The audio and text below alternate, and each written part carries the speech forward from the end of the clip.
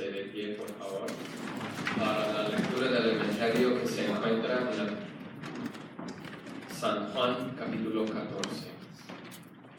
Si ustedes me aman, obedecerán mis mandamientos, y yo le pediré al Padre, y Él les dará otro consolador, para que los acompañe siempre. El Espíritu de verdad, a quien el mundo no puede aceptar porque no lo ve ni lo conoce, pero ustedes sí lo conocen, porque vive con ustedes y estará en ustedes. If you love me, you will keep my commandments, and I will ask the Father, and he will give you another advocate to be with you forever. This is the Spirit of truth, whom the world cannot receive, because it neither sees him nor knows him. But you know him, because he abides within you, and he will be in you. The word of the Lord. Please be seated.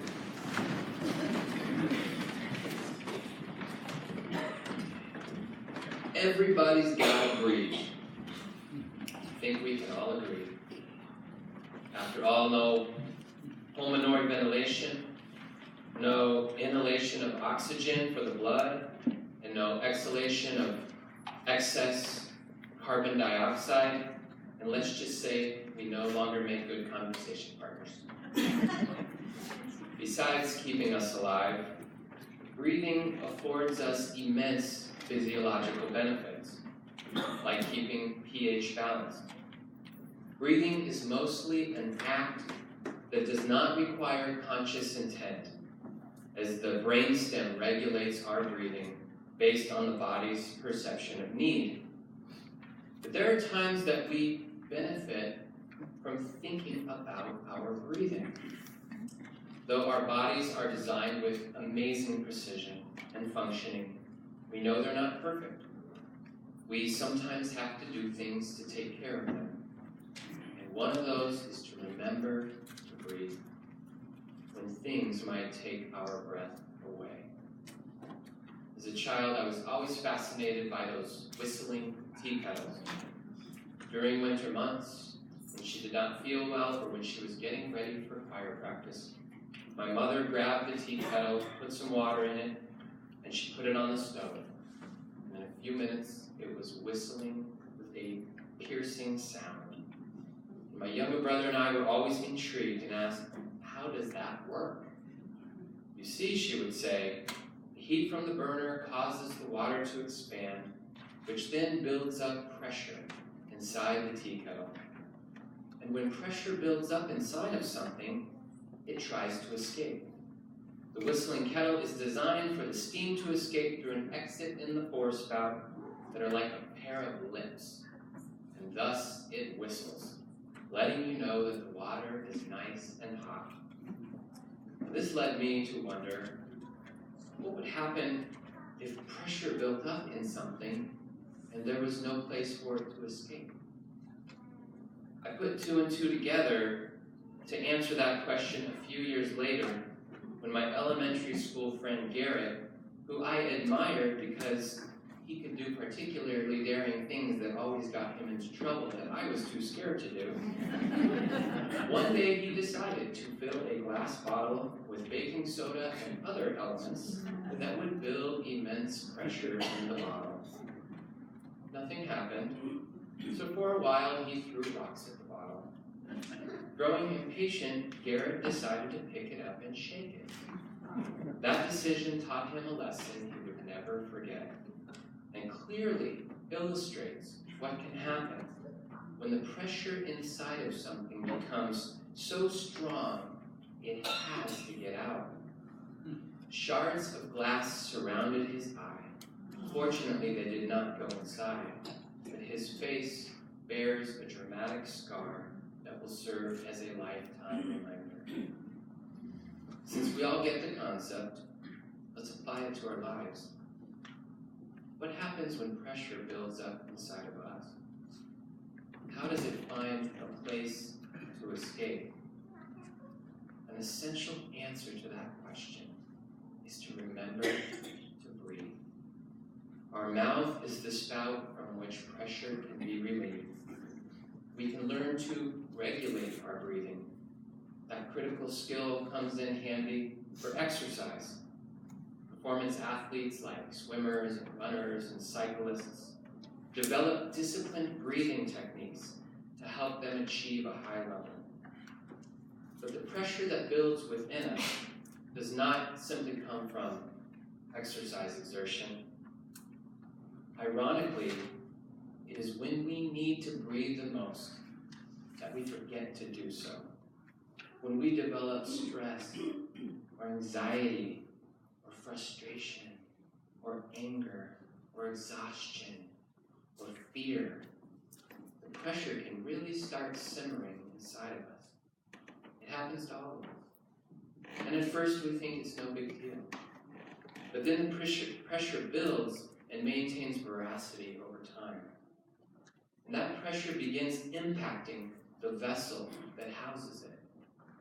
Signs that that pressure is trying to get out can come in the form of headaches, clogged arteries, elevated blood pressure, erratic behavior, and over time, our physical health can begin to deteriorate. When we have anxiety, for example, our breathing becomes shallow. Adrenaline is frequently released, and our body acts as though it's in a fight or flight situation, even though there is not necessarily anything to fight or flee from. This only contributes to more internal pressure. But when that pressure builds, it isn't only our physical health that takes a toll. It is also our spiritual health. Internal pressure has a way of altering our outlook, how we view and treat others and ourselves. It affects our relationship with others, with ourselves, and of course, with God. It often keeps us from making measured decisions. And besides all of that, some of the early passages of Scripture remind us that body and spirit aren't really two separate things. We sometimes have a tendency to believe that the body or matter isn't really spiritual. But the body is the vessel in which the spirit resides. In the Genesis passage that Chris just read, we heard from the first creation story that in the beginning, after creating, among other things, the universe and the planet, we hear that God was a wind or a spirit or a breath over the formless void.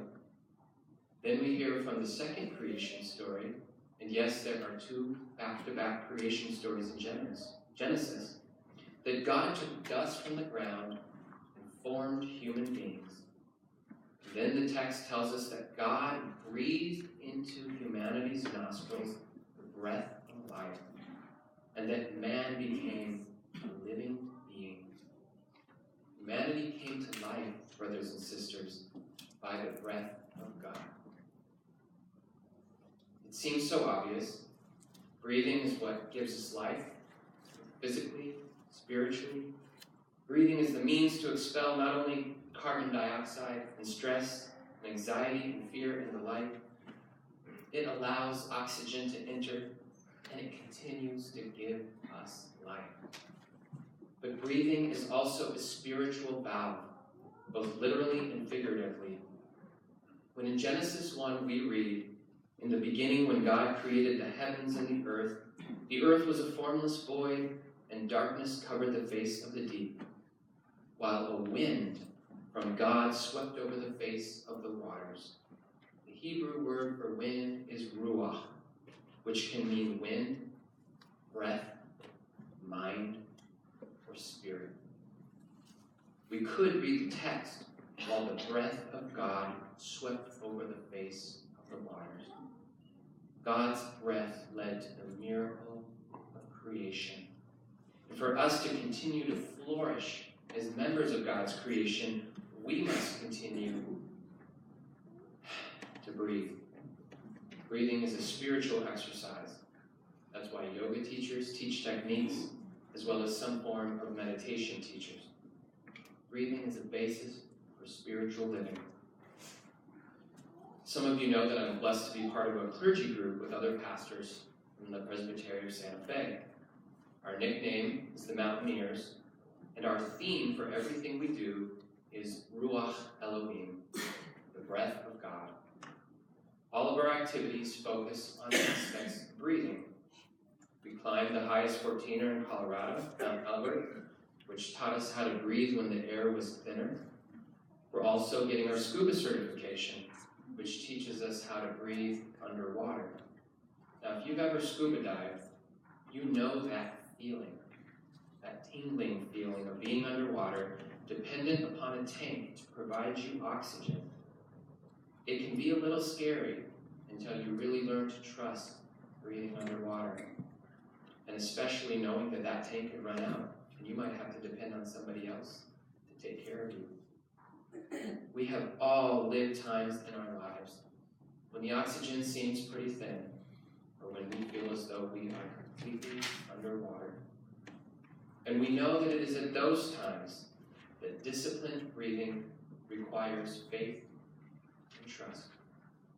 God put air and life into us, no matter what we face. But we are to remember, so we will keep breathing. That is not just for individuals, that's for communities. Church communities need to breathe sometimes, perhaps if we all share a loss together that we face. We need the right amount of pressure being released so new life can come in when we inhale together as a congregation, and that breath must ultimately come from God. Before going to Cuba a few weeks ago, I and a few others were blessed to break bread at the home of Don and Pat Bixby with the Reverend Dr. Ofelia Ortega Suarez. Now, among other things, she was the first female ordained as a Presbyterian pastor in Cuba. She was the rector of the seminary. She's a former officer of the World Council of Churches, and she's a member of the Cuban legislature. And she regularly attends our sister church in Matanzas. Now at dinner, Ofelia told us about a famous Cuban comedian called Panfilo. We found a YouTube video of Panfilo meeting with Obama when Obama visited Cuba. It was quite funny, and I referenced it in the sermon that I preached in Matanzas at our sister congregation. And while I was there, I asked somebody, how is it that Panfilo can be a comedian in Cuba that makes jokes about the government? The answer was, at first, he was put in prison. But then eventually Raul Castro decided to allow him to continue to be on television because Castro recognized that Panfilo's humor, and this is the way it was told to me, was the spout of a teapot that allows some of the steam that needs to escape. We might say that countries need to breathe, and certainly in this country, we will all take a deep breath on November 9th when the election is over. The take-home from this morning's sermon is simple. Go out into the world and breathe. Identify the aspects of your life that are preventing you from breathing. Challenges, fears, the anxieties, anything else that is causing pressure to mount inside of your body or your soul. Turn those over to God. Begin trusting that you can breathe physically and spiritually, and you will only grow stronger in the spirit. Before his crucifixion, Jesus told his disciples he would leave behind his spirit to abide with them. That pneuma in Greek, which can mean breathe or soul or spirit, can be breathed in through faith, and it can abide within us. It is literally the breath of God. According to John's Gospel in chapter 20, when he had said this, he breathed on them and said, "Receive my spirit." Jesus breathed his breath on them. He spirited his spirit upon them. Good breathing is based upon trust in God, who gives us breath. May the Ruach Elohim fill your lungs of your faith May it give you the life force you need to exercise the life and the faith to which you are called.